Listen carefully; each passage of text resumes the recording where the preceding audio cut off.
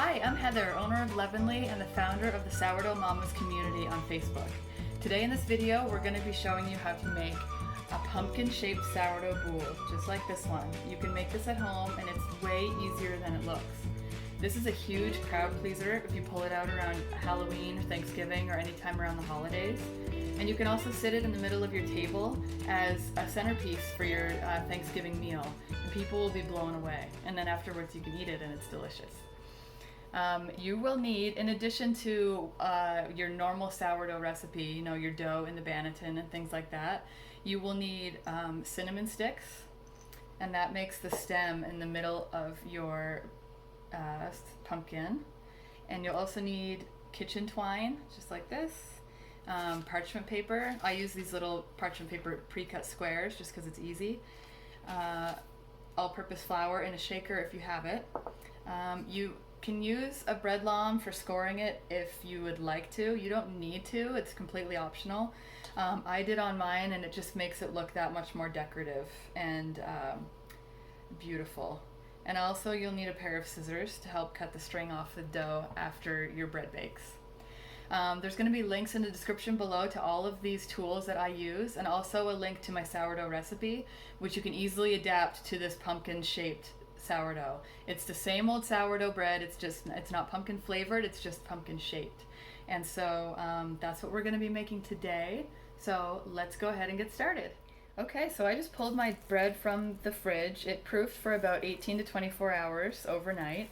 And I'm going to take the shower cap off here so we can see the dough. And what we're going to do is we're going to check the fermentation. I'm going to show you how to do that with the finger poke test. So a dough that is under fermented, when you poke it, it's going to spring back right away. When a dough is over fermented, it's going to stay sunken. So we're going to poke gently and then watch. See how it's slowly filling back in, but not super quick, and it's also not staying sunken. That's a sign that it's perfectly fermented. We'll do one more right here just to show you. I hope you can see that on the video. One more right here. So it slowly fills back in. Not entirely, it still stays a little bit dented, so that's absolutely perfect. So the first thing we'll do is we're gonna cut some 3 lengths of string, and this is just kitchen twine that I have, and I've already cut mine, and they're about the length of my arm, roughly, so like about that long. I cut 3 of those, and we're going to lay them across the Banneton. So we'll put one down like that, and then I kind of push it down against the dough like that. Not hard, but just so it stays stuck a little bit. Then we're going to take the second one and do the same thing, keeping in mind that you're going to want kind of equal shapes.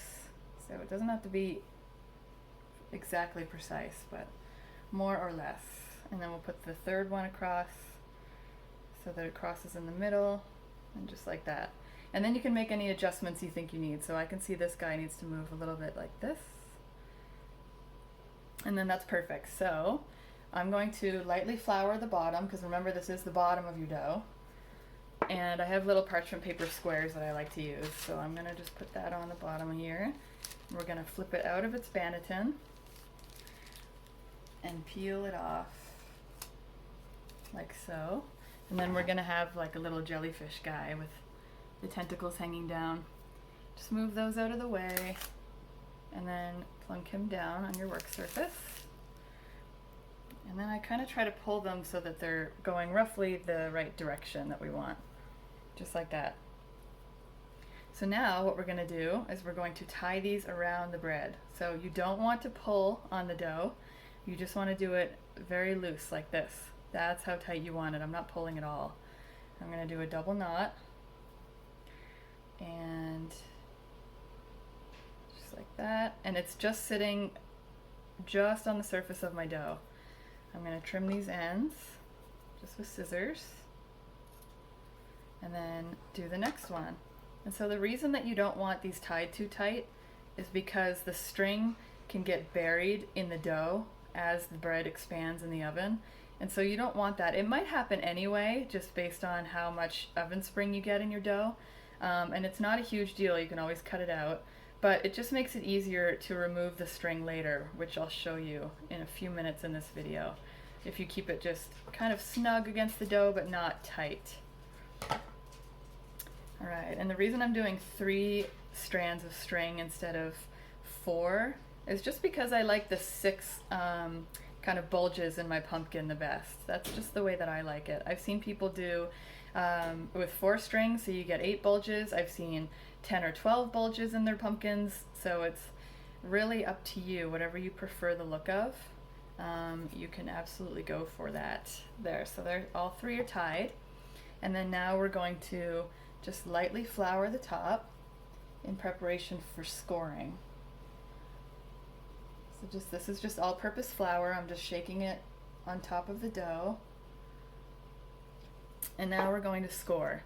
My favorite scoring tool, absolutely hands down, is the UFO Long by Wire Monkey Shop. It's this flat disc of wood. It's got a razor blade inside.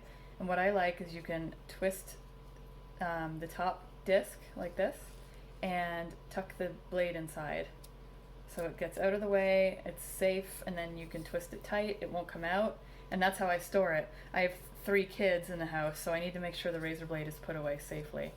So what I'm going to do is basically do a few kind of chevron designs on each bumpy part. I don't even know what to call it, sections. So I'm going to start, I'll come over here so you can see what I'm doing. They're kind of going to be wheat stalks and kind of chevrons. It's kind of a mix. So I'll go straight up and down like this, and then to the side. So 1, 2, 3, 4, 5, and then 1, 2, 3, 4, 5, just like that. And then I skip one and go to the third one. So straight up and down. 1, 2, 3, 4, 5. 1, 2, 3, 4, 5, and skip one. Straight up and down. 1, 2, 3, 4, 5. 1, 2, 3, 4, 5. And then for these ones, I'm going to do something a little different, the chevron shape. So I'm going to go kind of up and down at an angle like that. I don't exactly have the points touching in the middle. They're just separated by like a millimeter. And this is just my own design. This is what I like to do. I find that it's really pretty coming out of the oven, as we saw in the beginning of the video. You can do any design that you want, though. You can look up different scoring patterns. You can do the exact same one I'm doing. You can come up with your own. It's completely up to you, and it's whatever your imagination can come up with. So this is our dough. This is what's going to go into the oven. And I'm going to put that in right now in my Challenger bread pan, put the lid on, bake it for half an hour, and then take the lid off and bake it for about 13 more minutes. That's my perfect level.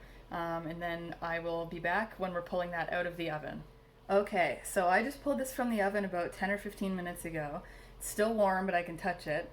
So this is what it's going to look like when it comes out of the oven. It looks absolutely beautiful. I'm really happy with this. You can see the nice scoring patterns on the sides, the 6 segments of the pumpkin, and the strings are still on. So that's our first job, is to take the strings off. So all you're going to do for that is grab the topmost one and pull up, give it a snip underneath, and it will be a little stuck to the dough. See, it doesn't really come off freely. You do have to pull it off.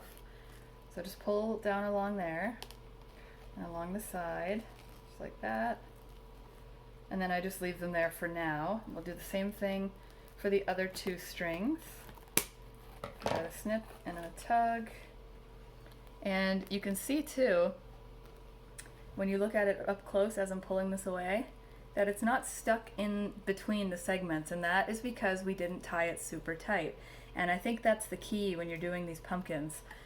Just don't do the string super tight. Just do it nice and loose like we did in the beginning, and the bread will expand out through the strings.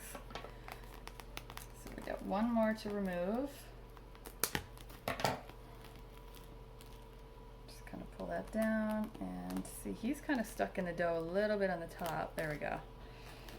Pull it down. So then for the bottom, we're going to flip and do the exact same thing. So pull this bottom string off, pull the middle string off, and then the last one, and voila, we have a pumpkin. But it's not done yet, because now we need to give it a stem. And I like to use just plain old cinnamon sticks. Get these at the grocery store. And I just take one and push it down right through the middle. What you can do too is kind of give it a little trim, like a little entry point, so you're not ripping the bread. Kind of tuck that down as low as you want it, so I'd say like there. And there you have your beautiful pumpkin boule. So this will be a huge crowd pleaser at Thanksgiving. That's how we make it. And it's super easy. It's much easier than it looks. And so that's how you make a pumpkin-shaped sourdough boule. You guys did great. Leave me comments down below if you've tried it and what your results were. And also you could join our community on Facebook, the Sourdough Mamas community, and you can share your photos there. I would love to see them and see your results. So thank you so much for tuning in. We had a great time making our pumpkin-shaped sourdough. This will be a huge crowd pleaser. Your family and friends will be amazed. And definitely look forward to hearing from you guys. Subscribe to Leavenly for more videos like this, and we will see you guys next time.